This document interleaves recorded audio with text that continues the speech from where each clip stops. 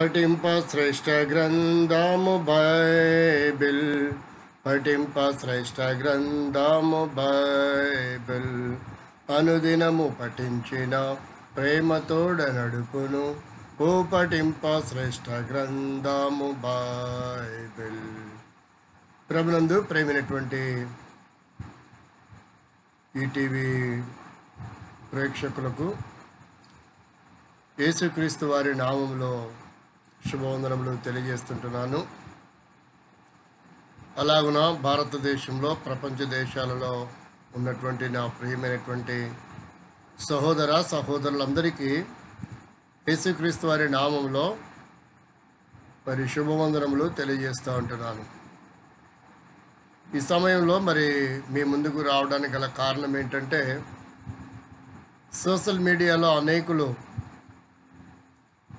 స్వలింగ సంపర్కులు మరి క్రైస్తవులలో నుండే వచ్చారు అన్నటువంటి విధానము అనేకులు మరి వారి భావ స్వాతంత్రాన్ని బట్టి, అంత మాత్రమే కాదు రకరకాల భిన్నాభిప్రాయం కలిగినటువంటి వారు ఉన్నారు. మతోన్మాదులు కూడా క్రైస్తవుల మీద, క్రైస్తవులకి ప్రామాణికమైనటువంటి సత్యవేద గ్రంథమైన బైబిల్ మీద మరి అభండాలు వేస్తూ అసభ్యకరమైనటువంటి పదజాలాలతో, అంత మాత్రమే కాదు నిరాధారమైనటువంటి మాటల చేత మరి క్రైస్తవుల మనోభావాలను దెబ్బతీస్తున్నటువంటి పరిస్థితులు మనందరికీ విదితమే.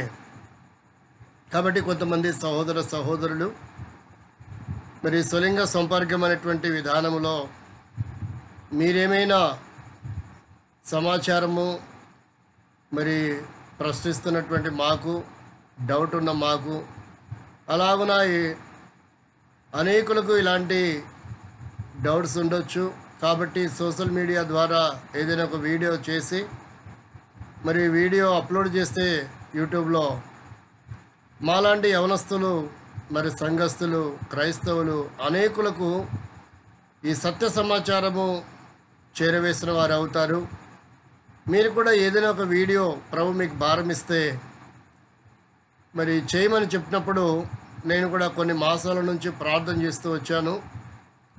అయితే వారు అడిగిన దినాల్లో నాకేం భారం లేదు, కానీ ప్రార్థన చేస్తూ వస్తే ప్రభు ఏదైనా భారం ఇస్తే దాని కొరకై ప్రార్థన పూర్వకంగా మరి వీడియో చేయడానికి మీ ముందుకు రావడానికి గల విశేషమైన కారణము, ఇందుకు ప్రభు భారం ఇస్తూ వచ్చాడు ప్రార్థిస్తున్నప్పుడు అన్నటువంటి విధానాన్ని తెలియజేయడానికి ఏమాత్రము మరి అసక్తి కాదని ప్రభు పేరట జ్ఞాపకం చేస్తున్నాను.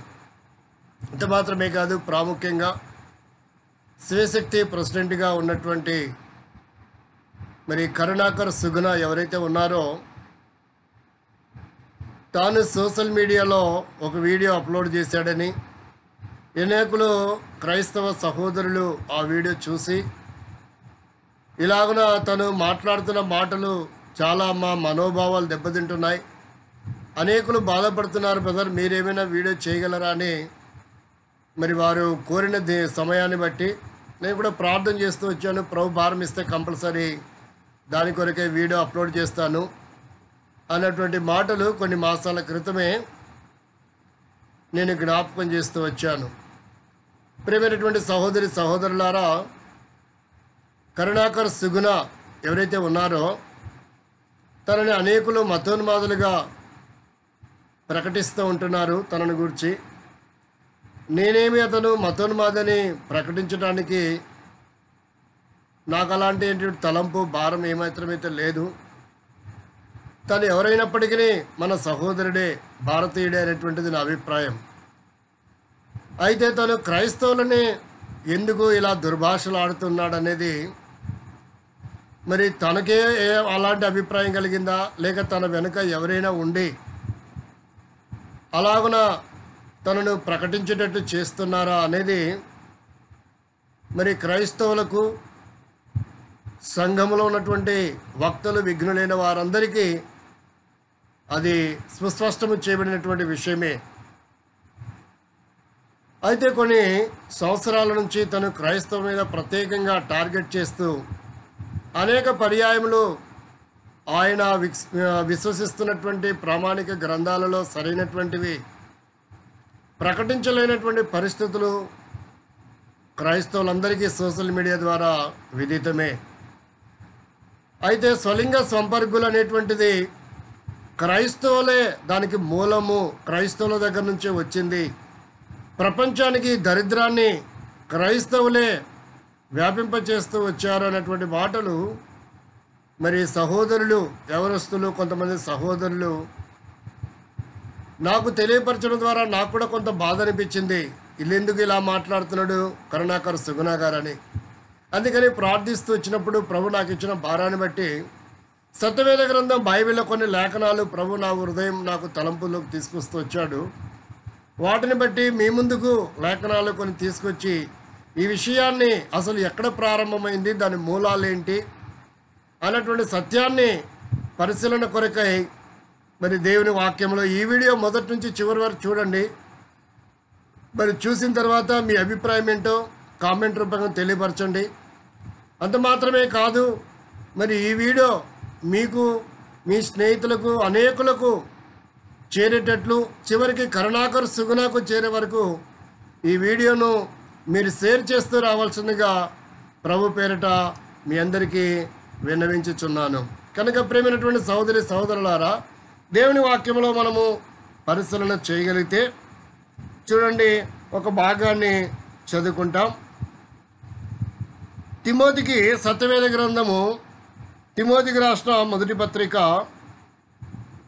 1వ అధ్యాయము 8వ వచనం నుండి 11వ వచనం వరకు ఉన్న లేఖన భాగమును చదువుతున్నాను. ఆయనను శ్రీమంతులకు దేవుడు నాకు అప్పగించిన ఆయన మహిమగల సువార్త ప్రకారము ధర్మశాస్త్రము ధర్మ విరోధకులకును విధేయులకును భక్తిహీనులకును పాపిష్టులకును అపవిత్రులకును మత దూషకులకును హంతకులకును మాతృహంతకులకును నరహంతకులకును వ్యభిచారులకును పురుష సంయోగులకును మనుష్య చోరులకును అబద్ధికులకును అప్రామాణికులకును హితబోధకు విరోధి అయిన వాడు మరి ఎవడైనను ఉండిన ఎడల అట్టివానికి నియమింపబడేను గాని నీతిమంతునికి నియమింపబడలేదని ఎవడైనను ఎరిగి ధర్మానుకూలముగా దానిని ఉపయోగించిన ఎడల ధర్మశాస్త్రము మేలైనదని మనం ఎరుగుదము. ఈ వాక్య భాగంలో అనేకమైనటువంటి మరి లిస్ట్ ఉంది. ఈ లిస్టులో మనకు ప్రామాణికమైనటువంటి మాట ఏంటంటే నరహంతకులకును వ్యభిచారులకును పురుష సంయోగులకును అన్నటువంటి వాక్య భాగము ఇక్కడ మనం చూస్తున్నాం.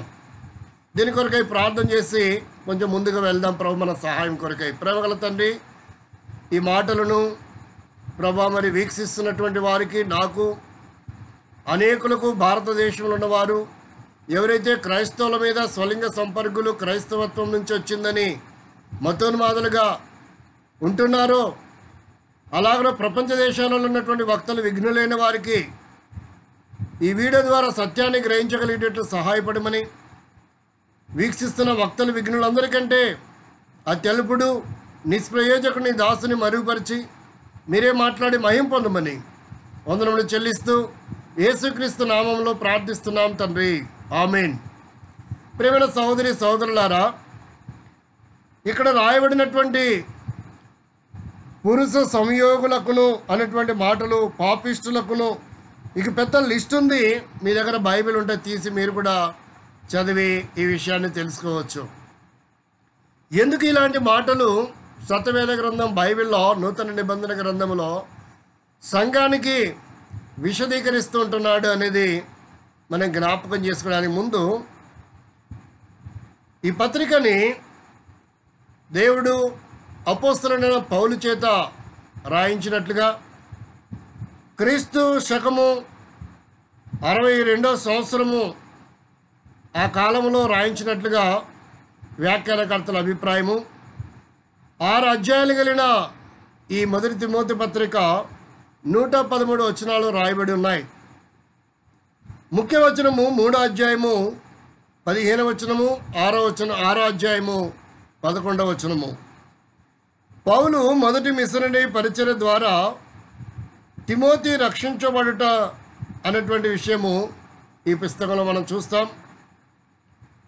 పౌలు జతపనివాడిగా అపోస్తల కార్యము 16వ అధ్యాయము మొదటి 3 వచనాల్లో తిమోతిని గురించి మనం చూస్తాము. మూడవదిగా తిమోతి నిరంతర అనుచరుడిగా పౌలు కొరకై పరిచయం చేసినట్టుగా మనందరికీ విదితమే. ఇతను భక్తి, విశ్వాసము, ఆప్యాయత గలవాడుగా అనేకులు ఇతని గురించి పర్యాయములు లేఖన భాగంలో రాయబడినట్టుగా మనం గమనిస్తాం. ఇతని ఆరోగ్యము మనం అనుకున్నటువంటి అంతగా ఆరోగ్యవంతుడేమి కాదు. శరీర బలహీనత, అనారోగ్యం కలిగినటువంటి వాడు అయినప్పటికీ ప్రభు పనిలో నిరాటంకముగా పరిచయం చేసినటువంటి విధానము ఈ పత్రికలు మనం చూస్తాం. ఈ తిమోతి 2 పత్రికలు, తీతు పత్రిక, ఈ 3 పత్రికలని క్రైస్తవ సంఘ నాయకులు కాపరి పత్రికలు అని ఈ పత్రికలకి నామకరణం చేసినట్టుగా కూడా మనందరికీ తెలుసు. ఎంత శరీర బలహీనత ఉన్నప్పటికీ తిమోతికి తాను అప్పగించినటువంటి పని ఎంతో బాధ్యతగా నెరవేర్చినటువంటి వాడిగా తిమోతిని గురించి మనం వింటాం. అంత మాత్రమే కాదు, తిమోతి యొక్క ప్రత్యక్షతలు పౌలు యొక్క అనుచరులలో ఇంత గొప్ప వ్యక్తులు మనకు అంత వివరంగా అంతగా కనబడదు. ఎవరి ప్రత్యేకత వారికి ఉన్నప్పటికీ తిమోతికి పౌలు విశేషమైనటువంటి ప్రత్యేకత ఇచ్చిన వాడిగా మనం గమనిస్తాం. కాబట్టి ప్రియమైనటువంటి వారలారా, ఈ తిమోతికి రాస్తూ మనం గమనించినటువంటి మాటలు ఏంటంటే, సంఘంలో ఉన్నటువంటి వ్యక్తులు, సంఘ పరిస్థితులు ఎలా ఉండాలో అనేటువంటి విషయాన్ని యవనస్తులైన తిమోతికి దేవుని చేత ప్రేరేపించబడి పౌలు గారు రాస్తున్నట్టుగా మనం చూస్తున్నాం. కాబట్టి సత్యవేద గ్రంథం బైబిలు స్వలింగ సంపర్కలను గురించి మరి ఏమాత్రము అంగీకరించడం లేదని, అలాంటి జీవితం ఎవరైతే కలిగి ఉంటారో అది తప్పుడు అభిప్రాయమని, అలాంటి స్వభావం కలిగి జీవిస్తున్న వారిని శిక్షించినట్టు కూడా సత్యవేద గ్రంథం బైబిలు మరి వారిని ఎంత మాత్రము విడిచిపెట్టలేదని బైబిల్ జ్ఞాపకం చేస్తూ ఉంది. కానీ మతోన్మాదులుగా పిలువబడుతున్నటువంటి కొంతమంది వ్యక్తులు, అటివారిలో కరుణాకర్ సుగుణ అనేటువంటి సహోదరుడు కూడా క్రైస్తవులనే ఇలాంటి దానికి మూలము క్రైస్తవత్వం నుండే వచ్చిందని మరి నిరాధారమైన అభియోగం చేయడము ఆయనకు సబబు కాదని, ఒకవేళ అలాంటి లక్షణాలు అభిప్రాయము ఒకవేళ కలిగి ఉన్నట్లయితే ఈ అభిప్రాయాన్ని వీక్షిస్తున్న వారు, వక్తలు, విఘ్నులు అనేకులు ఈ అభిప్రాయము సత్యవేద గ్రంథం బైబిల్ నుండి, క్రైస్తవత్వం నుండి వచ్చింది కాదని, బైబిల్ దేవుడు దీనికి ఎంతమాత్రం అనుమతించడం లేదని, అది ఆయనకు హేయమైనదని, ఆయన సహించలేనటువంటి ఘోరమైన పాపమని, అలాంటి వారిని శిక్షించాడని అనేకులు ఇట్టి అభియోగం కలిగిన వారందరూ సత్యాన్ని గ్రహించవలసిందిగా ప్రభు పేరట మనవి చేస్తూ ఉంటున్నాను. మరి ఇలాంటి లక్షణాలు, దీనికి మూలాలు ఎక్కడి నుండి ప్రారంభమవుతూ వచ్చాయి అని కనుక మనం సత్యవేద గ్రంథం బైబిల్లో పరిశీలించగలిగితే చూడండి, దేవుని వాక్యంలో ప్రారంభ పుస్తకంలో నుండి కూడా బైబిల్ ఎంత మాత్రము ఒప్పుకోవడం లేదు.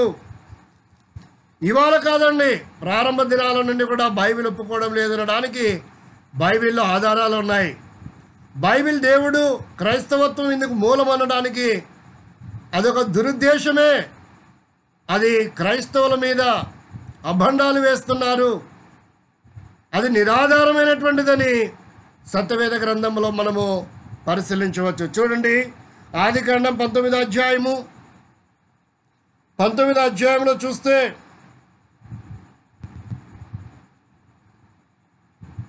7వ వచనము 8వ వచనాన్ని మనం చదువుకుంటాం. ఇది సొదొమ ప్రదేశము, అక్కడ లోతు తన కుటుంబం నివసిస్తున్నట్టుగా బైబిల్ ఆధారాలు ఉన్నాయి. 7-8 వచనాలు చదువుతున్నాను.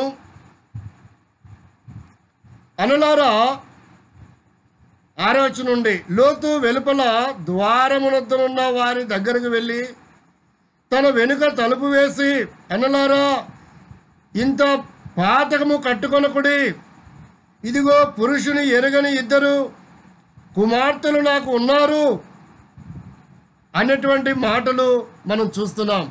ఇంకా ఇది అర్థం కాకపోతే 5వ వచనం నుండి మనం చదువుకుందాం.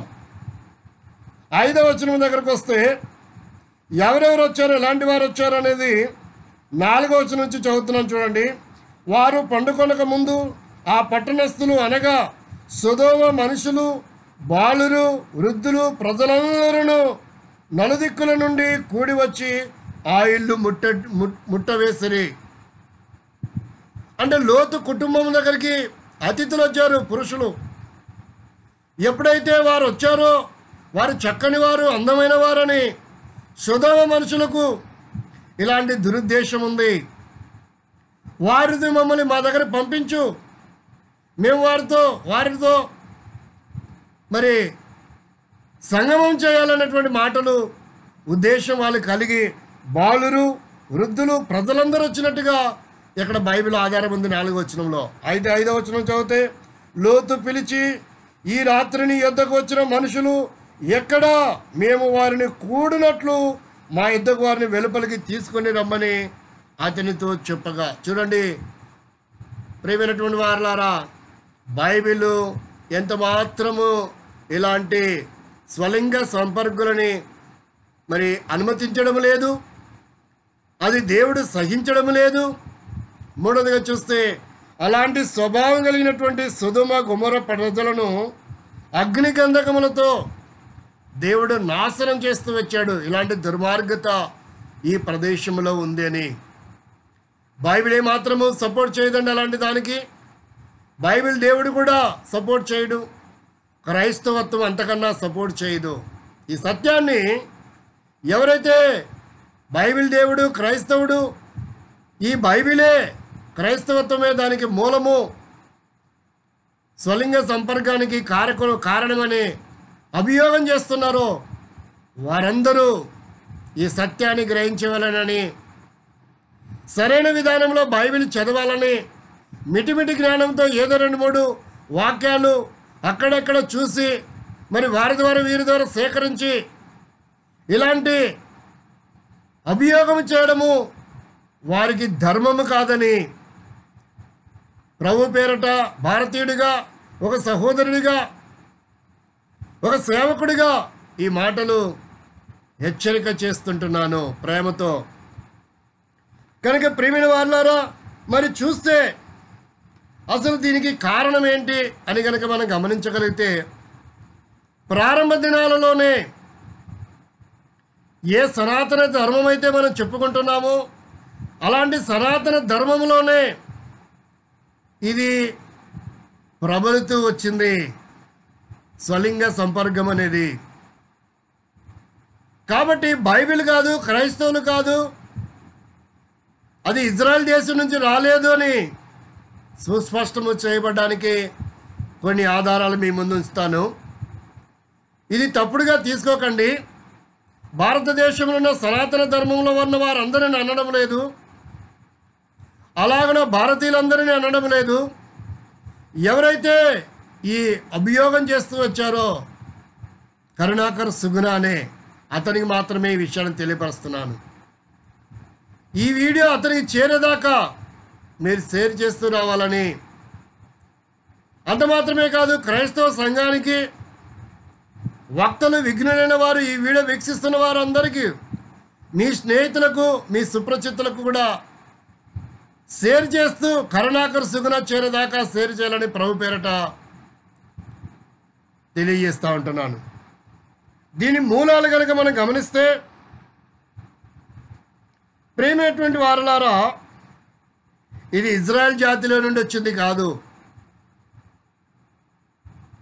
దాదాపుగా క్రీస్తు పూర్వము 2400 సంవత్సరాల నుండే ఇది కొన్ని చోట్ల ప్రారంభించబడింది అన్నటువంటి అభిప్రాయము చరిత్రలో మనం చూడవచ్చు. సనాతన ధర్మంలో ఉన్న గ్రంథాలను కూడా మనం పరిశీలిస్తే కొంతవరకు మనకు బయలుపరచబడుతుంది. సత్యవేద గ్రంథం ఒప్పుకుంటుందా? క్రైస్తవత్వం ఒప్పుకుంటుందా? లేక దీనికి సనాతన ధర్మమే మూలమా అనేది మనం గమనించవచ్చు. ఇలా మనం పరిశీలించగలిగితే చూడండి, బైబిల్ మనం గమనిస్తే ఈ విషయాలు చెప్పడం లేదు, కానీ సనాతన ధర్మంలో ఉన్న గ్రంథాలు, మరి పురాణాలు, ఉపనిషత్తులలోనే ఈ విషయాలు ఉన్నట్టుగా మనందరికీ విదితమే. మరి ఈ విషయం కరుణాకర్ సుగుణకు తెలియదా? ఇలాంటి క్రైస్తవత్వం మీద ఎందుకు అభియోగం చేస్తుంటున్నాడు? కాబట్టి ఇక్కడ మనం గమనించాల్సిన విషయం ఏంటంటే, మనందరూ తెలిసిన విషయం ఏంటి, దానిని మరోలాగా చెప్పుకుంటున్నారు, సంతోషకరంగా, ఆనందకరదాయకంగా. ఒక పురుషుడు మరొక పురుషుడు కాపురం చేస్తే జన్మించినటువంటి వ్యక్తి అయ్యప్ప గారని మనందరికీ తెలుసు. విష్ణుమూర్తి, శివుడు కాపురం చేస్తే జన్మించాడు. అంటే సాధారణమైన మనుషులు కాదండి.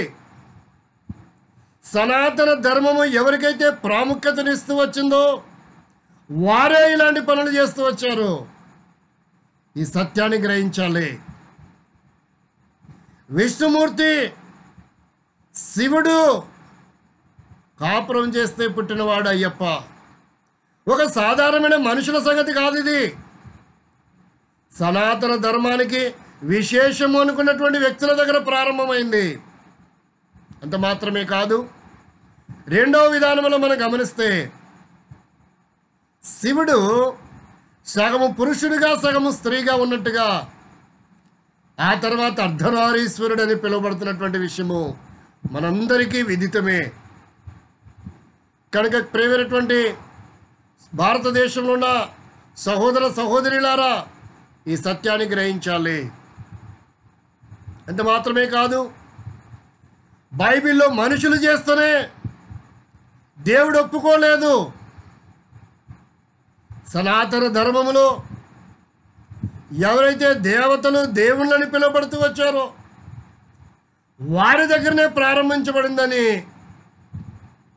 ఈ వీడియో ద్వారా మీకు తెలియపరచడానికి ఏమాత్రము అతిశయించడం లేదని ప్రభు పేరట మనవి చేస్తుంటున్నాను. ప్రియమైనటువంటి నా సహోదరి సహోదరులారా, ఈ విషయాన్ని మీరు గమనించాలని ప్రభు పేరట జ్ఞాపకం చేస్తుంటున్నాను. అంత మాత్రమే కాదు, దేవుని వాక్యంలో మనం చూస్తే బైబిల్ చెప్తున్న మాట, దేవుని వాక్యంలో మనం గమనిస్తే చూడండి, లేవియా కాండంలో చూస్తే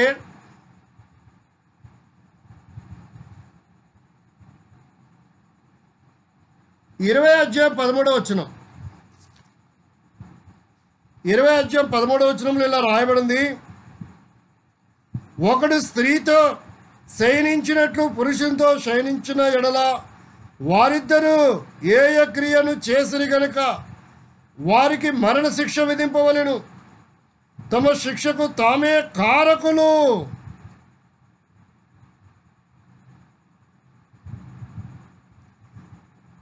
ఒకడు స్త్రీని, ఆమె తల్లిని చూడండి 13వ వచనం రాయబడింది, మరలా చదువుతున్నాను.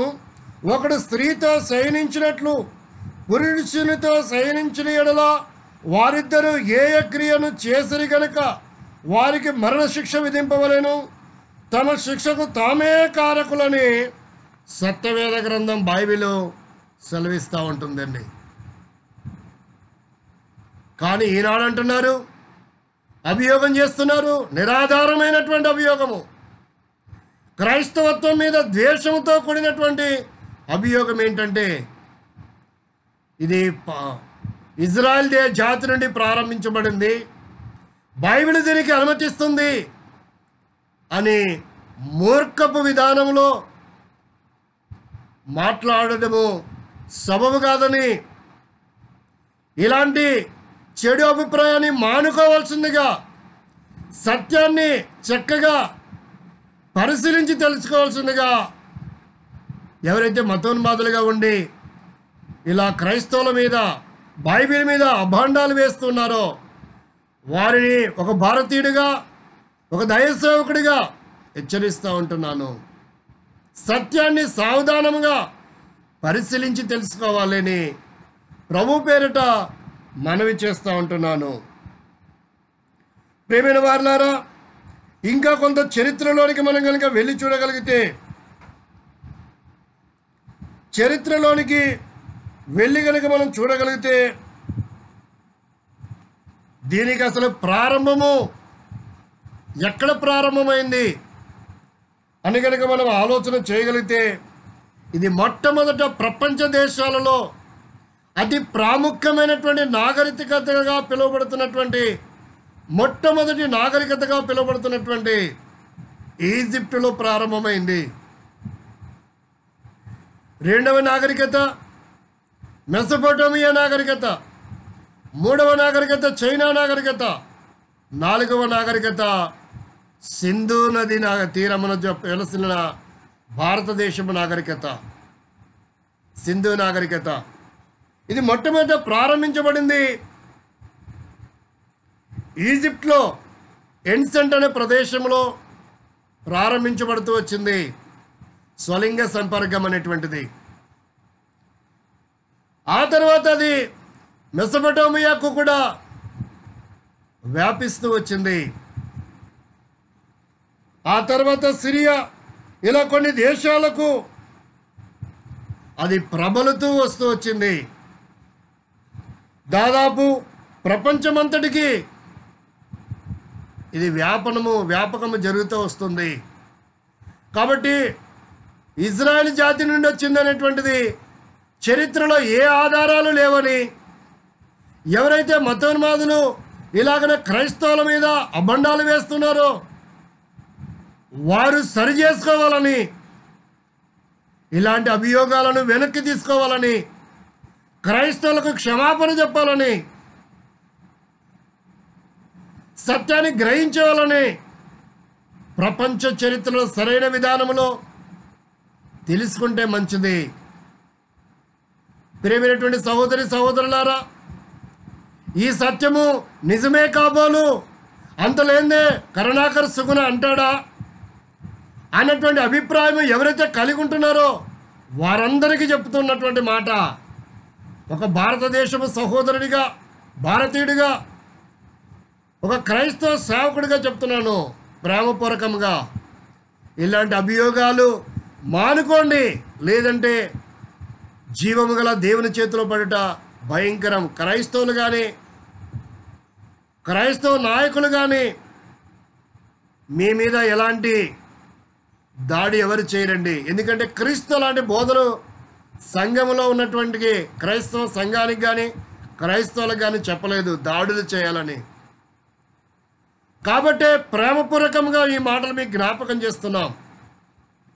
సత్యాన్ని సరైన విధానంలో చరిత్రను పరిశీలించి తెలుసుకోవని, ఇలాంటి అభండాలు వేస్తున్నటువంటి వారందరూ మతోన్మాదులు ఎవరైతే ఉన్నారో వారందరికీ యేసుక్రీస్తు నామములో ప్రేమపూర్వకంగా ఈ మాటను తెలియజేస్తూ ఉంటున్నాను. అంత మాత్రమే కాదు, ఇంకా మూలాలు కనుక మనం గమనించగలిగితే సనాతన ధర్మంలోనే మన ధర్మశాస్త్రము స్వలింగ సంపర్కము ఆ జీవితాన్ని జీవించండి, పర్వాలేదు, నీటితో కడుక్కొని శుద్ధులు కండి అని కూడా జ్ఞాపకం చేస్తుందండి. ఒకవేళ నీకు మన ధర్మశాస్త్రము తెలియకపోతే తీసుకొని చదువు. మన ధర్మశాస్త్రం కూడా అది ఎందుకో కారణము. స్వలింగ సంపర్కం చేయొచ్చు, నీటితో శుభ్రపరచుకోండి అని జ్ఞాపకం చేస్తూ ఉంటుంది. ఎందుకండి క్రైస్తవుల మీద ఇంతగా ద్వేషాన్ని కలిగి ఉంటారు? ఇలాంటి నిరాధారమైనటువంటి విషయాలని క్రైస్తవత్వానికి ఎందుకు మీరు క్రైస్తవత్వం మీద బురద జల్లుతున్నారు? సత్యాన్ని తెలుసుకోవడం ఎంతైనా మంచిది. ఊరకనే అభియోగం చేయకండి వారు వీరు చెప్పిన దాన్ని బట్టి. చరిత్రలో ప్రపంచ చరిత్ర తెలుసుకొని సత్యాన్ని అవలంబించడం ఎంతైనా మంచిది. అట్టి వారిలో కొంతమంది సత్యాన్వేషకులు కూడా ఉన్నారు. ఏం సత్యాన్వేషణ చేస్తున్నారు? ఎందుకు ఇంత బుద్ధిహీనంగా దిగజారిపోతున్నారు? మీ విఘ్నత, మీ జ్ఞానము, మీ స్థాయి, మీ హోదా ఏమైపోతుంది? ఎందుకు పాడు చేసుకుంటున్నారు? ఎందుకు వెర్రివారి వల్ల ప్రవర్తిస్తున్నారు? సత్యాన్ని తెలుసుకోవాల్సిందిగా ప్రభు పేరట జ్ఞాపకం చేస్తుంటున్నాను. అంత మాత్రమే కాదు, ఇది మొట్టమొదట ఇలాగున మనం చూస్తూ వస్తున్నాం. ఆ తర్వాత నీరో చక్రవర్తి కాలంలో అతను ఇద్దరిని వివాహం చేసుకున్నాడు. రోమా ప్రభుత్వం నీరో చక్రవర్తి ఇద్దరిని వివాహం చేసుకున్నాడు. ఒకచోట పురుషుడిగా ఉండి మరొక వ్యక్తిని వివాహం చేసుకున్నాడు. ఒకచోట స్త్రీగా స్థానంలో ఉండి మరొక పురుషుని వివాహం చేసుకున్నాడు. ఇలాంటి స్వలింగ సంపర్కం వలన భౌతికంగా వారిద్దరు ఏదైనా సంతోషించవచ్చే కానీ అది దైవ సంకల్పానికి ఏమాత్రము సరి అయినది కాదని ఒక సేవకుడిగా, భారతీయుడిగా ఈ మాటలు మీ ముందుకు తీసుకొస్తుంటున్నాను. ఒకవేళ అలాగున పురుషుడు కుటుంబ జీవితాన్ని జీవించడం వలన ఏమాత్రము దైవ సంకల్పము నెరవేరదు, సంతాన ఉత్పత్తి కలగదు. వారిద్దరు సంతోషించొచ్చేమో కానీ. కాబట్టి ప్రేమైన వారలారా, ఇలా రోము ప్రభుత్వంలో నీరో చక్రవర్తి ప్రారంభించిన కారణం చేత అది క్యాథలికులకు కూడా వ్యాపిస్తూ వచ్చింది. క్యాథలికులకు కూడా వ్యాపించి వచ్చింది. ఈ మాటలు గమనించాలి. క్యాథలికుల్లో కూడా కొంతమంది బిషప్లు, కొంతమంది ఇలాంటి స్వభావం కలిగి వివాహాన్ని తిరస్కరిస్తూ ఒక స్త్రీని వివాహం చేసుకోవడం, అది పురుషులుగా సంయోగము చెందడానికి ఇష్టపడుతూ వచ్చారు. వారి దుష్ట స్వభావాన్ని వారు కనపరుస్తూ వచ్చారు. క్రైస్తవత్వంలో లేదండి, అది రోమా ప్రభుత్వంలో నీరో చక్రవర్తి కాలంలో ప్రారంభమైంది. ఆ తర్వాత అది ఆర్సీఎంలో కూడా వ్యాపిస్తూ వచ్చింది. ప్రొటెస్టెంట్ల కాలంలో కానీ సత్యవేదం బైబిల్ కానీ ఎంత మాత్రం ఒప్పుకొనడం లేదు. అంత మాత్రమే కాదు, ప్రేమైనటువంటి వారలారా, ఇది సరైనది కాదు అని ఆ రోము ప్రభుత్వానికి, ఆ పరిశుద్ధ గ్రంథానికి, ఆ సిద్ధాంతానికి క్రీస్తు శకము 300 దాదాపుగా 20 సంవత్సరాలు ఆ కాలం నుండే క్రైస్తవ సంఘ నాయకులు ఇది బైబిల్కి వ్యతిరేకమని దాన్ని తిరస్కరిస్తూ వచ్చారు. ఈ సత్యాన్ని క్రైస్తవుల మీద అభోండాలు వేస్తున్న వారు సత్యాన్ని గ్రహించాలి. ప్రేమైనటువంటి వారులారా, అంత మాత్రమే కాదు, ఇంకా అనేకమైన విషయాలు ఉన్నాయి చెప్పాలంటే. కానీ ఇప్పుడు అది సమయం కాదనిపిస్తూ ఉంది. కాబట్టి సత్యాన్ని గ్రహించి అది క్రైస్తవుల ద్వారా వచ్చిందని కానీ, అది ఇజ్రాయెల్ జాతి నుంచి వచ్చిందని కానీ అభియోగము చేయడము దైవికమైనటువంటి స్థితి కాదని, అలాంటి అభియోగము, నిరాధారమైన అభియోగం చేయడము మానుకోవాలని, ప్రపంచ చరిత్ర సత్యాన్ని తెలుసుకోవాలని యేసుక్రీస్తు నామంలో జ్ఞాపకం చేస్తుంటున్నాను. ఇలాంటి అభిప్రాయము కలిగి ఉంటే, ఒకవేళ క్రైస్తవ జాతి ఇలాంటి అభిప్రాయం కలిగి ఉంటే, దాని వలన వారికి ఘోరమైన ప్రమాదం ఉందని సత్యవేద గ్రంథం బైబిల్ సెలవిస్తుంది. ఆ మాటను చదివి వినిపిస్తాను చూడండి. ఘోరమైన పరిస్థితి. ప్రారంభ పుస్తకమైన ఆది కాండములో బైబిల్ ప్రారంభం ఒప్పుకోవడం లేదు, క్రైస్తవత్వము ఒప్పుకోవడం లేదు. ఒకవేళ ఉంది అంటే అది ఆర్సీఎంలో ఉండొచ్చు. అది రోమా నీరో చక్రవర్తి వారి జీవితంలో ప్రారంభించబడిందని బైబిల్ జ్ఞాపకం చేస్తుంది. చూడండి, ఒకవేళ క్రైస్తవులు దాన్ని ఒప్పుకోవడం లేదు, దేవుని వాక్యంలో చూస్తే దేవుడు రాయించినటువంటి సత్యవేద గ్రంథం కొరింథీ పత్రిక క్రొత్త నిబంధన కాలంలో 6వ అధ్యాయము 9-10 వచనాలు చదువుతున్నాను చూడండి.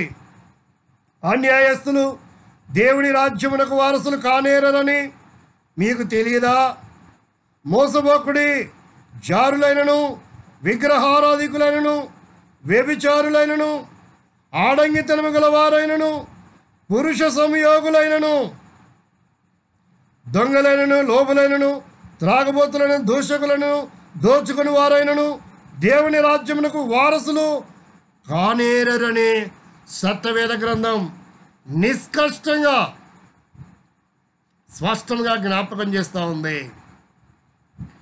ఒకవేళ అలాంటి వారుంటే వారు స్వర్గము, మోక్షము, వైకుంఠము, పరలోకము, జిన్నత్తుకి ఏ మాత్రము వారసులు కాలేరని, వారు నిశ్చయముగా అగ్నిగుండానికి పాత్రులని సత్యవేద గ్రంథం బైబిల్ సుస్పష్టంగా తెలియజేస్తూ ఉంటుంది.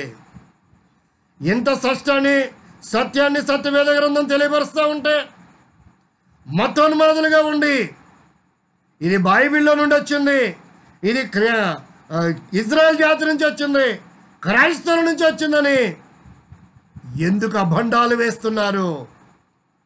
ఎంత బుద్ధిహీనత! కాబట్టి దేవుని మీద, క్రైస్తవుల మీద ఇలాంటి అభియోగాలు చేస్తే, అలాంటి వారు ఎవరైనా ఏ జాతిలో ఉన్నా, ఏ స్థాయిలో ఉన్నా, ఎంత విఘ్నులు వక్తలైనా దేవుడు వారిని విడిచిపెట్టడు, అగ్నిగుండానికి వెళ్తారు. ఒకవేళ సంఘములో క్రైస్తవులలో ఇలాంటి వారు ఉంటే వారు కూడా అగ్నిగుండానికి వెళ్తారని సత్యవేద గ్రంథం బైబిల్ సెలవిస్తుంది. కనుక ప్రియుడా, సోదరుడా, ఇలాంటి స్వభావం ఒకవేళ నువ్వు కలిగి ఉన్నట్లయితే ఇది ఏమీ కాదు, పర్వాలేదు, ఇలా ఉండొచ్చు, ఇది కొత్తగా ఉంది, ఈ సంతోషాన్ని కలిగిస్తుంది అనుకొని నీ దుష్ట హృదయంలో స్వభావాన్ని బట్టి ఇలా జీవించినట్లయితే నువ్వు దేవుని ఉగ్రతకు పాత్రుడవు.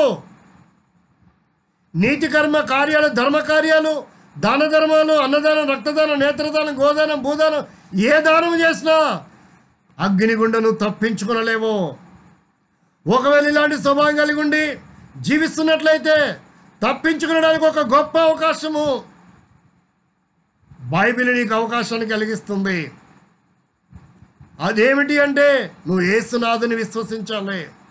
ఇలాంటి ఘోరమైన పాపం నుండి నువ్వు విముక్తిని పొందాలి, విముక్తురాలు కావాలి. స్వలింగ సంపర్కం ఎవరైతే చేస్తూ జీవిస్తున్నారో వయసుతో పరిమితం లేదు, కులముతో పరిమితం లేదు, జాతితో పరిమితం లేదు, స్థాయితో పరిమితం లేదు. ఇలాంటి లక్షణాలను కలిగి ఉన్నట్లయితే ప్రియమైన సహోదరి సహోదరుడా, నువ్వు అగ్నిగుండానికి సమీపిస్తున్నావు. నీ పాపిష్టి చేష్టలను బట్టి యుగ యుగములు నరకంలో ఉండబోతున్నావు. అది తప్పించుకోవాలంటే ఒక అవకాశం ఉంది. నా పాపముల కొరకై యేసుక్రీస్తునాథుడు 2018 సంవత్సరాల క్రితం ఈ లోకానికి వచ్చాడు. ఆయన ఒక్కడే అగ్నిగుండం నుండి తప్పించగలడు, యమగుండము నుంచి.